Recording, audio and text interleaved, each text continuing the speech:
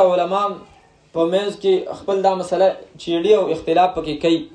نو دی وجینا د دې شب برات د دې څه حیثیت دی؟ آیا دا شته دی او کدا نشته دی؟ نو د دې په باره کې تاسو دا خبره واورئ. ځینې خلکو په دې باندې کتابونه لیکلي دي او د دې فضیلت چې دی نو ثابت کړی دی په داسې انداز باندې چې یاره د قرآن کریم د آیت نه هم دا ثابت. نو دې ته تاسو دا یو کس چې دی نو دا کتاب لیکلی دی، سید عبدالشکور ترمیزی اوس وفات شوی دی.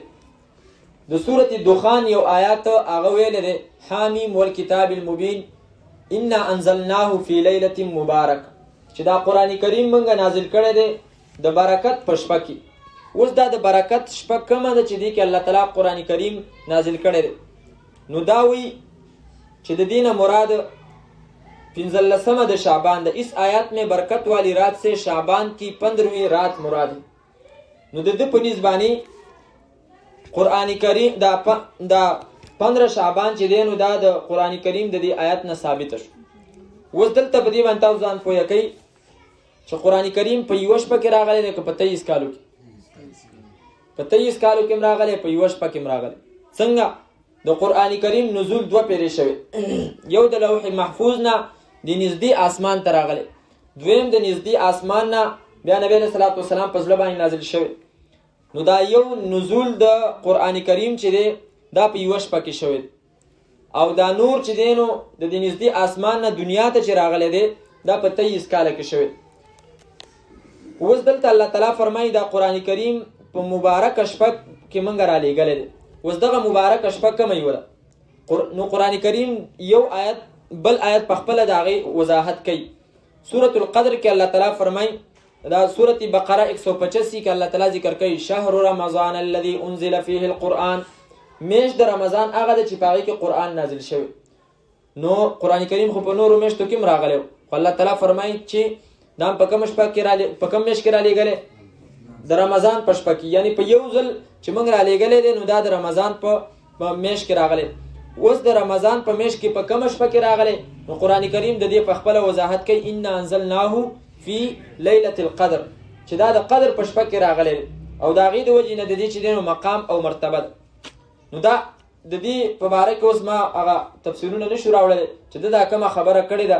د دې په باره کې علما څونه سختې خبرې کړي چې څوک دا وایي چې دا 15 شعبان چې دی نو دا په قرآن کریم کې چې لیلة مبارکه ده د دې نه مراد دا 15 شعبان دی، نو د بیخي بې فایدې خبره کړ. هغه عبارت د امام ابن کثیر صاحب دا ده چې څوک دا وایي فقد ابعد النجعه، هغه ډیره د بې فایدې خبره وکړه. اوس شب برات کې ځینې کارونه دلته کېږي، موږ او تاسو یې نو په دې کې کم کارونه ثابت دي او کم کارونه نه دي ثابت. نو د دې په باره کې تقریبا مختصر دا واورئ 6 کارونه کېږي. یو کار پکې دا کېږي چې خلک په دې کې حلوا پخوي، او د دې لپاره دلیل دا وایي چې نبی علیه الصلاة والسلام غاښونه په دې ورځ باندې شهیدان شوي په احد کې، نو د دې وجې نه نبی علیه الصلاة والسلام دپاره حلوا پخ شوې وه. یا حضرت حمزه رضی الله عنه شهید شوی و، نو د هغه فاتحې په طور باندې حلوا پخ شوې وه. نو دا دواړه خبرې غلطي.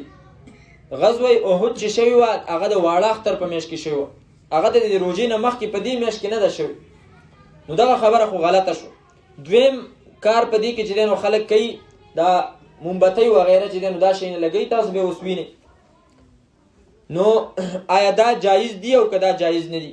نو دې په باره کې تاسو دا واورئ چې دا د کوم ځای نه شروع شوي. اول ابتدا د دې چې دی نو د کوم ځای نه شوې ده؟ دا کتاب دی تقریبا 600 کاله مخکې دا لیکلی شوی. نو اصل د دې چې کوم ابتدا شوې ده دا یو قومو د هغو نومو برامکه.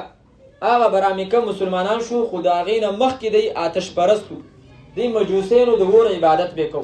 چې کله دی مسلمانان شو نو هغه د اور تعظیم د دې په زړونو کې و، نو هغه د مسلمانانو ذهنونو ته او د مسلمانانو علاقو ته دی راوړو. څنګه راوړو؟ نو دا په خپله وایي الوقید لیلة النصف من شعبان، چې په 15 شعبان باندې لیټونه لګول. هغه وخت کې خو لیټونه نه وو، ورونه بلولو. نو دا وایي ومما احدثه المبتدعون، او د دې نه هغه څه دي چې هغه بدعتینو ایجاد کړي دي. وخرجوا به عما وسمه المتشرعون، او بیا فرمایي رجوعا فيه على سنن المجوس، د مجوسینو په طریقه او په طرز باندې چې دینو دی روانو. واتخذوا دینهم لهوا ولعبا، او د الله دین چې دینو هغه لوبې او ټوکې جوړې. الوقید لیلة النصف من شعبان، په دې شپه کې چې دینو دا لیټونه لګول او دا ورونه بلول.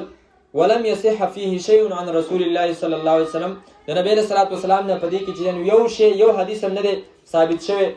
او دا چې چا ایجاد کړی دي وما احدثه الا متلاعب بالشریعه المحمدیه، دا د نبی صلی الله علیه وسلم په دین پسې ټوکې کوونکی دی او هغه دا شیونه چې دینو ایجاد کړی دي. او د مجوسینو په دین کې چې هغه د ور عبادت دی وی په هغې کې د شوق او رغبت، نو ځکه چې دینو دا ایجاد کوم. تاسو ته ویل دغه برامې کوو چې چا دا ایجاد کړی. په دې باندې نور هم ډېر شی چې دینو خبرې ذکر کړي دي. یو خو پکې دا شو، دا کتاب بیرته ویو، یو پکې دا خبره شوه چې دی پکې دا لیټونه لګوي. نو دا د کوم ځای نه راغلي؟ اصل تاسو وپېژنو چې دا مجوسو راایستلې. بل ځینې خلک په دې کې وایي چې لکه روحونه چې دی نو راځي، نو د هغې په خاطر باندې دي کورونه صفا کوي، جارو کوي، چېرې په دې ورځ باندې په دې شپه باندې د مړو روحونه واپس راځي. نو د هغې جواب دا دی، هغه آیات ما تاسو ته وویلو چې روحونه واپس دنیا ته نه راځي، او چې الله تعالی هغه هلته بوتلل نو هغه هلته دي، واپس هغه نه راځي. آیات مې ته ویلو سورت مومنون 90 او 100 آیات.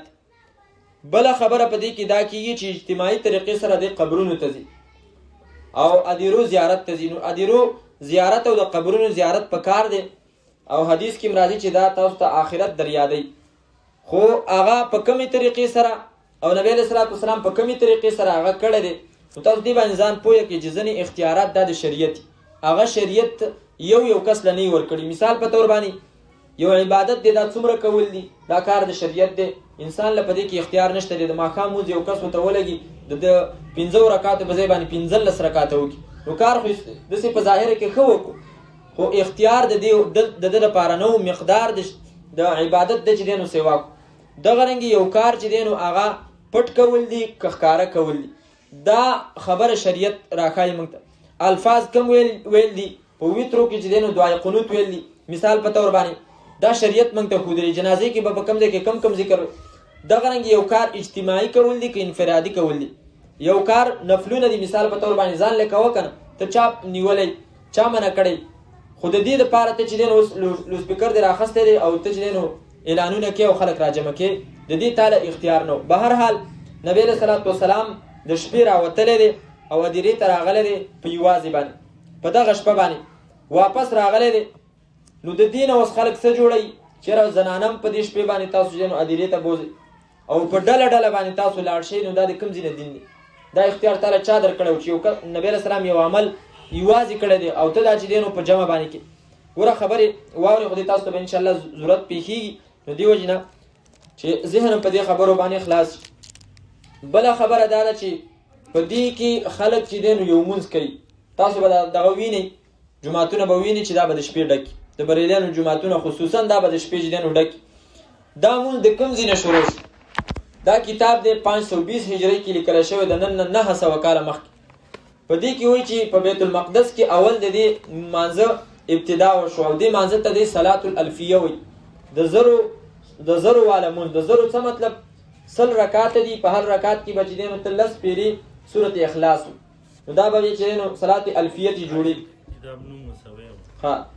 دا الحوادث والبدع، او دا مخکنی کتاب چې کوم دی نو هغه الامر بالاتباع والنهي عن الابتداع د امام سیوطي صاحب دی، او دا د امام ابوبکر محمد ابن ولید الطرطوشي لوی عالم دی، د بدعاتو په رد کې ډېر زیات چې دی نو خدمت کړی.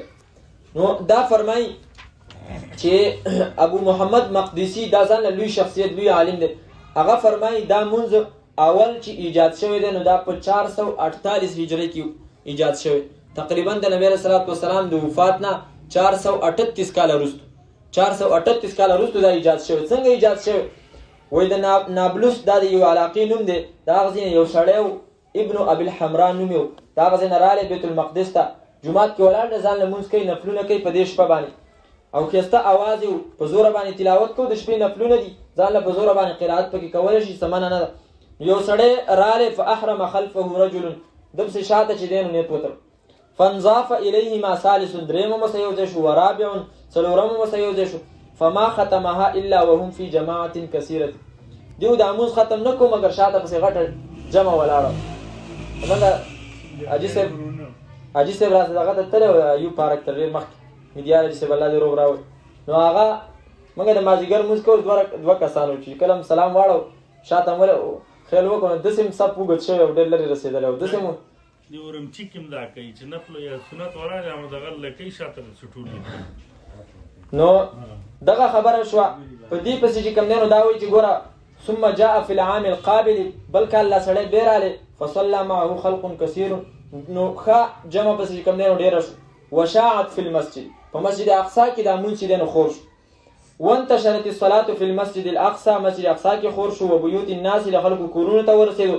ومنازلهم کمرو ته کوټو ته ورسېدو ثم استقرت بیا دا مونځ داسې مضبوط پاتې شو كأنها سنة إلى يومنا هذا ته به وایې که دا سنت دی تر اوسه پورې چې کوم دی نو دا کېږي نو د دې وجې نه د دې شپې په فضیلت کې یو راوي وایي چې ما ادرکنا احدا من مشیختنا ولا فقهائنا د خپلو مشرانو نه د فقهاو نه موږ د یو کس نه دا خبره نه ده اورېدلې چې هغه د 15 شعبان له څه اهمیت ورکوي یا د دې ته چې کوم دی نو توجه ورکوي یا د دې په نورو شپو باندې څه فضیلت مني ابن ابي مليكه دا یو لوی عالم دی د ده نه چا تپوس وکړو چې یو سړی دی د هغه زیاد نوم دی او هغه چې دی نو د دې هغه وایي چې ان اجر لیله النصف من شعبان كاجر ليله القدر چې د شعبان د دې شپې دا ثواب چې دی نو دا دومره دی لکه څنګه چې د لیله القدر ثواب هغه وایي لو سمعته کو چېرته ما د ده نه دا خبره واورېده وبیدي عصا او زما په لاس کې چوکه راسوه لضربته نو دا به زه خامخا وامه چې دا د ځان نه چې دی نو دا خبرې ایجاد کوي او د دې خبرو فضیلت ذکر کوي اخیرنۍ خبره چې د 15 شعبان روژه ده نو د 15 شعبان د روژې په باره کې تاسو دا واورئ چې ځینې کسان دا نیولی شي او ځینې نشي کم کسان نیولی شي نبی علیه الصلاة والسلام سنت دی چې هغه به هره میاشت کې چې دی نو ایام البیض 13 14 15 دا به نبی علیه السلام روژې نیولي او دغه رنګې نبی علیه الصلاة والسلام به په هر هفته کې 2 روژې نیولي پیر او جمعرات نو که یو کس داسې چې د هغه دا عادت چې د هرې میاشتې 15 13 14 15 هغه نیسي او 15 شعبان رالی په دغه نیت باندې نیسي نو هغه ته جایز دی یا یو کس دی او هغه پیر او جمعرات روژه نیسي او 15 شعبان یا د پیر په ورځ باندې راله یا د جمعرات په ورځ باندې راله نو هغې چې نیسي هغې په دغه زوړ نیت باندې نیسي نیولی شي یا یو کس دی او هغه د حضرت داود علیه السلام په طرز باندې روژې نیسي چې هغې ته صوم داودي وایي یوه ورځ روژه کېدل او یوه ورځ چې دی نو بوزه کېدل او په دې ورځ باندې د روژې چې د هغه کومه ورځ وه هغه 15 شعبان وه او د روژه ونیوله نو د ده دا روژه چې کوم دی نو بیا جایز ده دغه نیولی شي خو دا په دې وجه نه چې د دې فضیلت و دا د هغه زوړ عادت د وجې نه او بل دا خبر هم په دې کې واورئ چې نبی علیه السلام به په دې میاشت کې ډېرې زیاتې روژې نیولې د ټولو میاشتو نه سوا د رمضان نه په دې میاشت کې به روژې چې دی نو سوا نیولې ډېرې به نیولې د هغې وجې بیا علماو ذکر کړي دي چې په دې ورځو کې ځکه چې نبی علیه السلام به کله کله په کال کې دغه پیر او جمعرات روژه به پاتې شوه یا دغه 13 14 15 په دې کې به کله پاتې شوي نو بیا به هغه په دې میاشت کې پوره کولی یا کله کله به داسې و چې د نبی علیه السلام بیبیانې هغو به په روژه کې د بیمارۍ د وجې نه روژې وخوړلې نو کال په دوران کې به هغو نه نیولې چې کېدای شي نبی علیه السلام زمونږ خواله ملاقات له راشي نو د دې وجې نه هغو له به بیا نبی علیه السلام د شعبان په میاشت کې مهلت ورکوو نو هغو به دغه روژې نیولې نو نبی علیه السلام به موسه نیولې خو نبی علیه الصلاة والسلام به د 15 نه وروستو بیا حکم کړی دی چې اذا انتصف شعبان فلا تصوموا چې کله شعبان نیمې ته ورسېږي نو تاسو بیا روژه مه نیسئ حتی یجیء رمضان تر دې پورې چې رمضان راشي د دې لپاره چې تاسو کمزوري نشئ اوس دلته وګوره دا صحیح حدیث دی او په دې باندې چا کلام نشته خو چې کوم حدیث کې علماو دا د روژې مسله ذکر کړې ده هغه هم ذکر دی په ابن ماجه کې هغه روایت شته دی نورو کتابونو کې هم شته دی خو سند نه د دین دا سند دا یو لویه مرتبه لري چې یو حدیث ته ذکر کې د پلانکي نه اورېدلی پلانکي د پلانکي نه اورېدلی دې ته سند وایي امام مسلم سے فرمایي الاسناد من الدین سند د دین حصه ده ولولا الاسناد لقال من شاء ما شاء که چېرته دا سند نه وی نو خلکو به د ځانه چې څه ویلی هغه به یې ویلی څه په هغو باندې به څه پابندي نه وی څنګه به هم نیولې نو دې سند کې یو راوي راځي د هغه نوم دی ابوبکر ابن ابي بصره دغه ابوبکر ابن ابي بصره په باره کې امام احمد ابن حنبل صاحب او یحیی ابن معین او د دینه علاوه چې نور څومره د حدیث علما هغه علما چې هغه ډاکټران د حدیث هغه فرمایي کان یزع الحدیث د بل ځان نه حدیث جوړو او د سرجین وي او یا زره حدیثو خلق ته به زما سره حلال او د حرام او یا زره حدیثونه دي. ابن جریج یو کس هغه د تویل چې تماله حدیثونه ولي که صحیح نو دا هغه او یا زره حدیثونه نو د صرف زر حدیث ولي نو هغه نور څو نور ټول د ځان جوړ کړي ضعیف. نو د دې د وجنه احکام القرآن د ابن عربي صاحب هغه فرمایي وليس في ليله النصف من شعبان حديث يعول عليه. په دې کې رساله د حدیث نشته چې باغې باندې اعتماد وکي نه د دې په فضیلت کې او نه په دې کې چې را په دې کې د نیټې لیکل کېږي. دا نیټې چې لیکل کېږي دا په ليله القدر کې لیکل کېږي او دا شیطان ډېر آرامي دی. زموږ استاد به دا په الف لام آرامي دی. نو هغه الف لام باندې به طالبان پیږي عام خلک پینې پی. نو دا څنګه چې د هر نیک عمل په مقابل کې دا بد عمل راوباسي د دې لپاره چې دا نیک عمل مرتبه ختمه کړي. نو د ليله القدر په مقابل کې دا حدیث چې کوم دی نو راويستو د دې لپاره چې دغه ليله القدر هغه مرتبه ختمه کړي او دایم پکې راويستو چې چا د دې روزه ونیول نو 60 کال شاته او 60 کال را روان دا به د ثواب لیکل کېږي. نو نه جمعې کې د مسله ما بیانول زمون کلی کې حدیث به پیژنې مونږ ریدون کې چې اوسېدو البته د خان زو رب نواز نو هغه رب نواز ماقام کې د جمعې د روزي په ماقام کې د ماقام منځ کو نو بیا چې کله هغه د جمعات نه وتلو د چپلو په ځای کې ودرېدو دا خبره ما په خپل غوګونو واورید ول چې پروژه کې یو فرض چې دی نو هغه او یاو شي رب نواز ته لیونه چې په بوزه کې به منځونه کوي. نو چې دا حدیثونه دی ول جوړ کړ او 60 کال هغه او 60 کال آینده چې دی نو دا فضیلتونه دي نو به خاور د خلک د زکه خدای جمعتونه ډک نور منځونو کې نه فرض منځونو کې نه او په دې ورځ باندې جمعتونه ډکی دا صرف د دې وجنه چې دغه لالچ ول ورکړی دی او د دې د وجنه هغه خلک هغه اصل نشیدین او هغه غافلی. الله دې عمل توفیق راکړي. الحمد لله رب العالمين والعاقبة للمتقين والصلاة والسلام على نبينا محمد وآله وصحبه أجمعين. اللهم أرنا الحق حقا وارزقنا اتباعه وأرنا الباطل باطلا وارزقنا اجتنابه. یا الله زموږ صغیره کبیره ګناهونه معاف کړه. یا الله دا درس په دې کې چې کومې غلطیانې کېږي د هغې د اصلاح توفیق راکړه. یا الله د قرآن کریم سره دا تعلق زموږ همیشه ولره. یا الله په دې باندې د عمل کولو توفیق راکړه. د دنیا او د آخرت د شرمندګۍ او د رسوایۍ نه مو ساته. چا په زړه کې څومره جایز حاجتونه دي یا الله هغه ورله پوره کړه. یا الله زموږ کورونو کې خیر او برکت واچوه. زموږ ماشومانو کې د علم چینې روانې کړه. یا الله زنانو څومره حاجتونه دي د زړه جایز ارمانونه دي یا الله هغه ورله پوره کړه. زموږ چې کوم مشران عمرې له تلي الله خیر او عافیت سره واپس راوله. د هغو چې کومې دعاګانې زموږ په حق کې کړې وي یا الله که اوسه پورې نه قبولې شوي یا الله زموږ په حق کې قبول کړه. ربنا تقبل منا إنك أنت السميع العليم وتب علينا إنك أنت التواب الرحيم. وصلى الله تعالى على خير خلقه محمد وآله وصحبه أجمعين.